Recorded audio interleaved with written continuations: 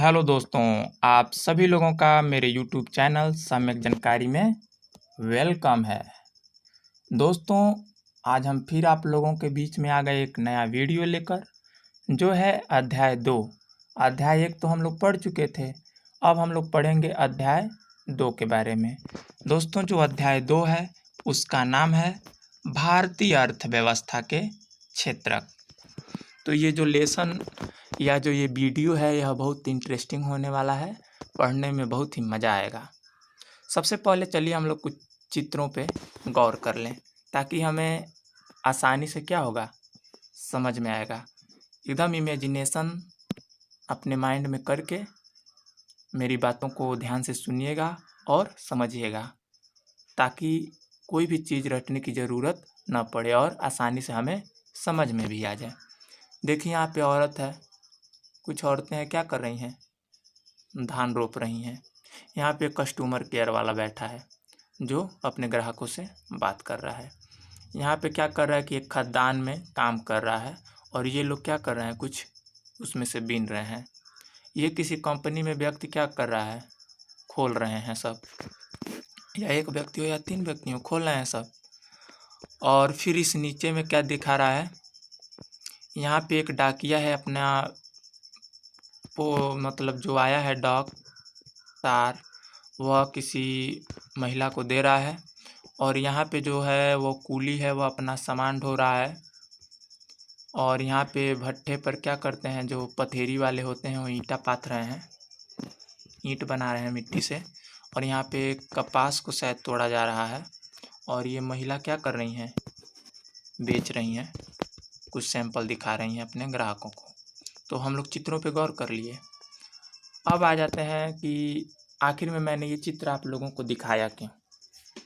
तो दोस्तों, मैं आप लोगों को यह चित्र दिखाकर यह बताना चाहता हूँ कि किसी अर्थव्यवस्था को, कोई भी अर्थव्यवस्था हो, उसको उत्तम ढंग से समझने के लिए उसके क्षेत्र एवं उसके घटक का अध्ययन करना क्या होता है, बहुत ज़रूरी होता है।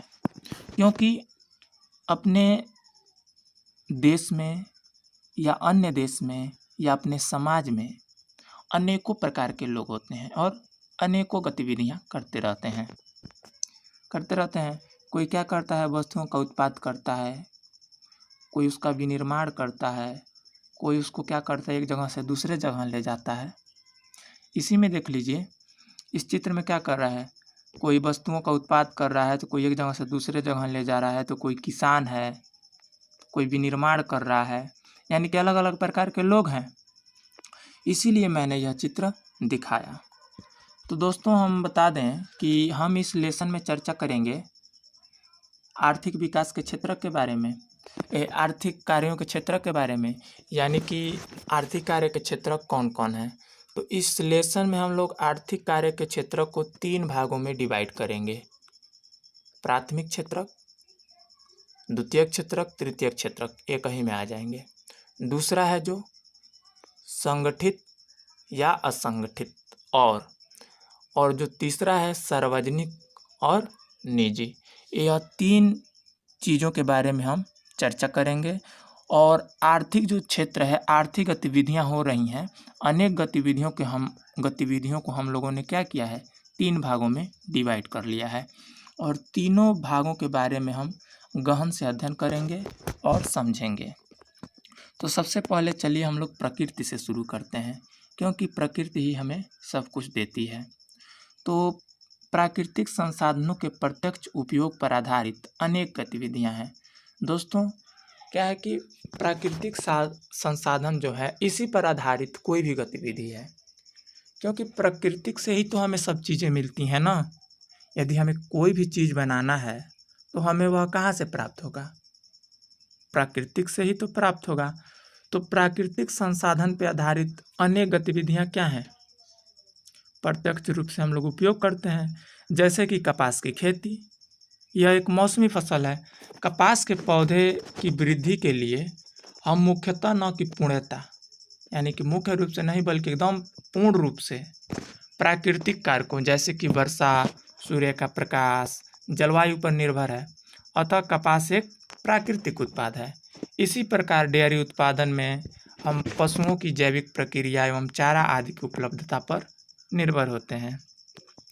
इसका उत्पाद दूध भी एक प्राकृतिक उत्पाद है। इसी प्रकार खनिज और अयस्क भी प्राकृतिक उत्पाद है। जब हम प्राकृतिक संसाधनों का उपयोग करके किसी वस्तु का उत्पादन करते हैं, ठीक है, उसे हम लोग क्या कहते हैं? प्राथमिक क्षेत्र की गतिविधि। अब आप लोगों के मन में एक सवाल आ रहा होगा कि आखिर में ये प्राथमिक गतिविधि है क्या? प्राथमिक क्षेत्रक है क्या? इसका नाम आखिर प्राथमिक क्षेत्रक ही क्यों पड़ा? तो हम आपसे बता दें कि इसका प्राथमिक क्षेत्रक नाम इसलिए पड़ा क्योंकि यह उन सभी उत्पादों का आधार है जिन्हें हम क्रमशः निर्मित करते हैं। मैंने शुरू में ही बता दिया, यह सबका क्या है? जननी है। क्योंकि यह उन सभी उत्पाद, जो भी उत्पाद होते हैं, सबका यह क्या है? आधार है। चूँकि हम अधिकांश प्राकृतिक उत्पाद कृषि, डेयरी, मत्स्य और वनों से प्राप्त करते हैं, इसलिए इस क्षेत्र को क्या कहा जाता है? एक और नाम से जाना जाता है, जिसका नाम है कृषि एवं सहायक क्षेत्र। ठीक है, चलिए आगे चर्चा करते हैं। अब आ जाते हैं द्वितीयक क्षेत्र पर। द्वितीयक क्षेत्र की गतिविधि के अंतर्गत प्राकृतिक उत्पादों को विनिर्माण प्रणाली के जरिए अन्य रूपों में परिवर्तित किया जाता है। जो भी हम प्राकृतिक चीज़ से उत्पाद पाए हैं, उसको निर्माण करके और उसको परिवर्तित कर दिया जाता है। किसके अंतर्गत? द्वितीयक क्षेत्र के अंतर्गत। यह प्राथमिक क्षेत्र के बाद अगला कदम होता है, यानी कि दूसरा स्टेप। यहाँ वस्तुएं सीधे प्राकृतिक से उत्पाद नहीं बल्कि निर्मित की जाती हैं, इसलिए विनिर्माण की प्रक्रिया आवश्यक है, अपरिहार्य है। यह प्रक्रिया किसी कारखाना, किसी कार्यशाला या घर में हो सकती है। जैसे कपास के पौधे से प्राप्त रेशे का उपयोग कर हम सूत काटते और कपड़े बुनते हैं। गन्ना क्या करते हैं? काट के मिल में या घर पे तो गुड़ बना सकते हैं, लेकिन गन्ने को काट के क्या करते हैं? विनिर्माण क्षेत्र में डाल के, यानी कि मिल वाले को दे करके क्या करते हैं? पैसा लेते हैं और मिल वाला उसको विनिर्माण करके क्या बनाता है? चीनी बनाता है, गुड़ बनाता है। इस प्रकार इस क्षेत्र को हम लोग क्या कहते हैं? द्वितीयक क्षेत्रक। और इसे एक और अन्य नाम से जाना जाता है, उसका अन्य नाम है औद्योगिक क्षेत्रक। अब आ जाते हैं कि प्राथमिक और द्वितीयक क्षेत्रक के अतिरिक्त एक और अन्य क्षेत्रक है जो इन दोनों से क्या है? भिन्न है, जिसका नाम है तृतीयक क्षेत्रक। दोस्तों, यह तृतीयक क्षेत्रक बहुत ही इम्पोर्टेंट है। मैं तृतीयक क्षेत्रक के बारे में थोड़ा सा आप लोगों को बता दूं कि ये जो तृतीयक क्षेत्रक होता है, ये प्राथमिक क्षेत्रक हो गया, ये द्वितीयक क्षेत्रक हो गया। तृतीयक क्षेत्रक ही इन दोनों लोगों की क्या करता है? सेवा करता है, मदद करता है। इसके बिना क्या होंगे? ये लोग अधूरे रहेंगे, और इन लोगों के बिना ये क्या रहेगा? अधूरा रहेगा। यानी कि ये तीनों क्या हैं? आपस में कनेक्ट हैं। तो जैसे कि चलिए शुरू से कहानी की शुरुआत करते हैं। छोटी सी कहानी है। जैसे कोई किसान है, ठीक है, कोई किसान है, वह क्या करता है कि गेहूँ उत्पन्न करता है। इसमें गेहूँ बो दिया, उत्पन्न हो गया। अब गेहूँ को क्या करता है? यह मिल में देता है। तो मिल क्या हो गया? द्वितीयक क्षेत्रक में। ये क्या हो गया? प्राथमिक क्षेत्रक में। अब मिल में से आटा निकल जाएगा और आटा को दूसरे जगह लेके जाना है तो किसकी ज़रूरत पड़ेगी? परिवहन की, ट्रांसपोर्ट की, या अन्य और चीज़ों की, जो आते हैं सब तृतीयक क्षेत्रक में। तो देखिए दोस्तों, ये जो तृतीयक क्षेत्रक है, तृतीयक क्षेत्रक के कारण ही मैं आज आप लोगों के सामने यह वीडियो पेश कर रहा हूँ, या ये वीडियो बना रहा हूँ, और आप लोग क्या कर रहे हैं? इस वीडियो को देख रहे हैं तृतीयक क्षेत्रक के अंतर्गत। इस समय जो वर्तमान समय में है, तृतीयक क्षेत्रक का मांग इतना बढ़ रहा है कि पूछिए मत। अधिक से अधिक लोग इसी में क्या हो रहे हैं? नियोजित हो रहे हैं। अधिक से अधिक लोग क्या कर रहे हैं? इसी में काम कर रहे हैं। यानी कि यह केवल ट्रांसपोर्ट, परिवहन ही नहीं है, इसमें इंटरनेट, भंडारण और भी अन्य चीज़ें आ जाते हैं, जिसके बारे में मैं आगे चर्चा करूँगा। तो ये क्या करता है कि तृतीयक क्षेत्रक है, इसे सेवा क्षेत्रक भी कहा जाता है। यह क्या होता है? तृतीयक क्षेत्रक के अंतर्गत ही हम क्या करते हैं? एक जगह से दूसरे जगह अपना बात करते हैं, या और अन्य चीज़ें भी हैं, सॉफ्टवेयर वेफ्टवेयर सब क्या आ जाते हैं, इन्हीं चीज़ों में आ जाते हैं। और ये जो एक दूसरे से हैं बहुत क्लोजली रहते हैं, क्योंकि ये तीनों अलग अलग भले से हैं लेकिन एक दूसरे से कनेक्ट हैं। एक के बिना एक का काम कभी भी नहीं चल सकता।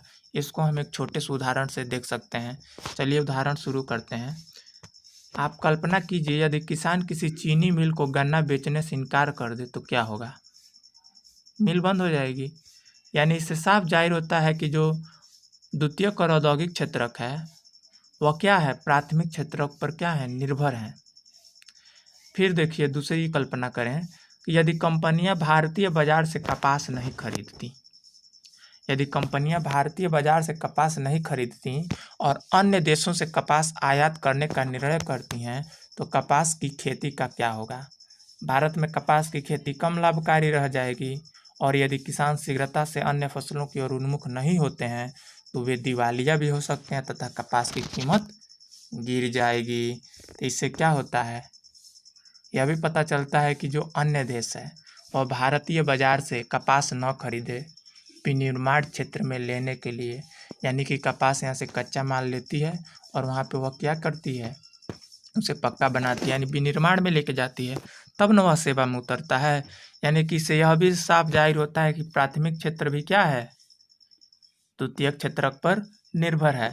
तीसरा है कि किसान ट्रैक्टर, पंप सेट, बिजली, कीटनाशक और उर्वरक जैसी अनेक वस्तुएं खरीदते हैं। कल्पना करें कि यदि उर्वरकों और पंप सेटों की कीमत बढ़ जाती है तो क्या होगा? खेती पर लागत बढ़ जाएगी और किसानों का लाभ कम हो जाएगा।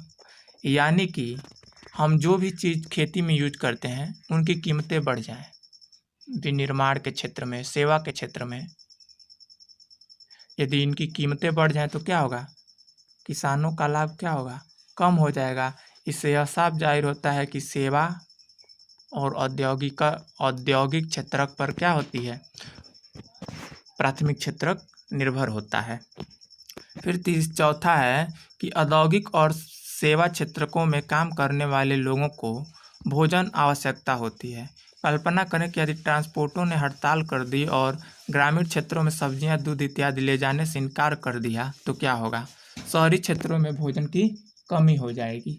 यानी कि इससे यह जाहिर होता है कि यदि तीसरी जो सेवा है, तृतीयक क्षेत्रक है, वह द्वितीयक और प्राथमिक क्षेत्रक की सहायता करना बंद कर दे तो यह क्या हो जाएंगी, बेकार हो जाएंगी, यानी कि नष्ट हो जाएंगी। और यह भी क्या हो जाएगा, बेकार हो जाएगा। यानी कि इनके बिना इसका काम नहीं चलेगा और इसके बिना इसका काम नहीं चलेगा। यानी कि दोनों क्या हैं, एक दूसरे से लिंक हैं। आगे देखते हैं कि तीनों क्षेत्रकों की तुलना कैसे करें। प्राथमिक, द्वितीयक और तृतीयक क्षेत्र के विविध उत्पादन कार्यों में काफ़ी अधिक मात्रा में वस्तुओं और सेवाओं का उत्पादन होता है। सही बात है। यानी कि जो प्राथमिक क्षेत्रक है, द्वितीयक क्षेत्रक है, तृतीयक क्षेत्रक है, इनमें विविध उत्पादन कार्यों से क्या होती है, अधिक उत्पादन होता है और सेवाओं के उत्पादन के लिए काम करते हैं, बहुत सारे लोग भी काम करते हैं। इसलिए अगले चरण में यह देखना है कि प्रत्येक क्षेत्रक में कितनी वस्तुएं और सेवाएं उत्पादित होती हैं और कितने लोग इस क्षेत्रक में काम करते हैं। किसी अर्थव्यवस्था में कुल उत्पादन और रोजगार की दृष्टि से एक या अधिक क्षेत्रक प्रधान होते हैं, जबकि अन्य क्षेत्रक अपेक्षाकृत छोटे आकार के होते हैं। इन्हीं के बारे में आज क्या करेंगे, हम लोग चर्चा करेंगे। प्रत्येक क्षेत्र की विविध वस्तुओं और सेवाओं की हम गणना कैसे करते हैं और कुल उत्पादन को कैसे जानते हैं। आप सोच रहे होंगे कि हजारों की संख्या में हम कैसे गणना कर पाएंगे, कैसे देख पाएंगे, कैसे सोच पाएंगे। दोस्तों, यानी कि ये बात कर रहा है जीडीपी के बारे में। जीडीपी तो आप जानते ही होंगे, सकल घरेलू उत्पाद। यानी कि आप लोगों को बेतुकी बात लग रही होगी कि ये पागल हो गया है कि इतनी सारी चीज़ों की ये गणना कैसे करेगा। तो मैं आप लोगों को बता दूं कि एक आदमी है, किसान है, वह गेहूं 8 रुपये किलो के दर से किसी मिल वाले को बेचता है 10 रुपये में। और ये मिल वाला क्या करता है, बिस्किट बना करके, यह बिस्किट वाले कंपनी को बिस्किट बना करके देता है, बिस्किट वाले कंपनी को। ये बिस्किट बना करके उसमें तेल इत्यादि डाल करके, कुछ मटेरियलें डाल करके ये बिस्किट बेचता है 15 रुपये प्रति पैकेट के हिसाब से।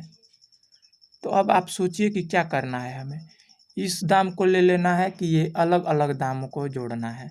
तो आप यही कहेंगे कि जो अंतिम वस्तु है इसी का दाम हम जोड़ लेंगे, क्योंकि अंतिम वस्तु के दाम में ही तो इन दोनों की वस्तुओं की दाम है ना, जो भी सेवा हुआ हो, क्योंकि वह सब जोड़ जाड़ के बेच रहा है। तो इसीलिए हम क्या करते हैं कि हर वर्ष एक विशेष वर्ष में अंतिम वस्तु की जो भी मूल्य होती हैं, इन मूल्यों को निकाल कर इन तीनों क्षेत्रकों के मूल्यों का योगफल होता है, वही हम जीडीपी में जोड़ देते हैं।